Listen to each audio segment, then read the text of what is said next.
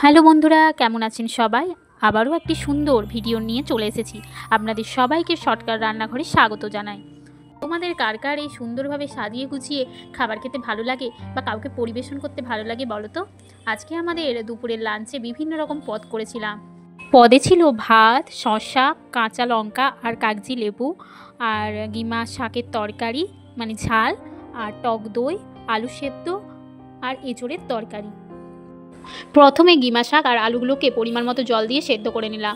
দিয়ে অপরদিকে একটি পাত্রে নিয়ে নিলাম পরিমাণ মতো কাঁচা সর্ষে বেটে নিলাম, তার সাথে একটু পোস্তও দিয়েছিলাম, আর হলুদ গুঁড়ো লঙ্কা গুঁড়ো দিয়ে ওই সিদ্ধ হয়ে যাওয়া গিমা শাকে দিয়ে দিলাম। আর ওপর থেকে পরিমাণ মতো নুন দিয়ে ঝালটা চেখে একটু জলটা মরে গেলে আমরা নামিয়ে নিলাম। তো আমাদের তৈরি হয়ে গেল গিমা শাকের তরকারি মানে ঝাল, গিমা শাকের ঝাল। তো তোমরা কে কে গিমা শাক খেতে পছন্দ করো আর কে কে খাওনি, ফার্স্ট টাইম ট্রাই করবে সেটাও বলো দেখি। আর এইদিকে আমরা করে নিলাম এঁচোড়ের তরকারি।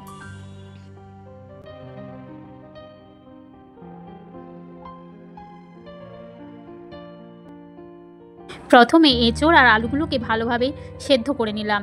এবার কড়াইতে পরিমাণ মতো তেল দিয়ে গোটা জিরে, তেজপাতা দিয়ে আদা, কাঁচা লঙ্কা আর টমেটো আর সব কিছু মশলা যেমন হলুদ গুঁড়ো, লঙ্কা গুঁড়ো, পরিমাণ মতো লবণ দিয়ে আমরা মশলাটা কষিয়ে নিয়ে তারপরে আমরা সেদ্ধ করে রাখা এঁচোড় আর আলুগুলোকে দিয়ে দিলাম। অপরদিকে করে নিলাম আলু ভর্তা। ভালোভাবে আলুগুলোকে থেসে নিয়ে শুকনো লঙ্কা দিয়ে পোস্ত দিয়ে আলু ভর্তা মেখে নিলাম। এবার থালাটা সাজিয়ে নিলাম। তো ভাত দিয়ে কাঁচা লঙ্কা আর লেবু দিয়ে শশা দিয়ে শশা খাওয়া খুবই ভালো, স্বাস্থ্যের পক্ষে উপযোগী। আর গিমা শাকের তরকারি, এঁচোড়ের তরকারি, বেগুন ভাজা, আর লাস্ট পাতে তো আমার টক দই চাই। টক দই দিয়ে আর আচার, যেহেতু আমিষ সিজন, আমার মা আচারটা করে রাখে, তো সেই আচার দিয়ে আমরা আজকের লাঞ্চটা করে ফেললাম।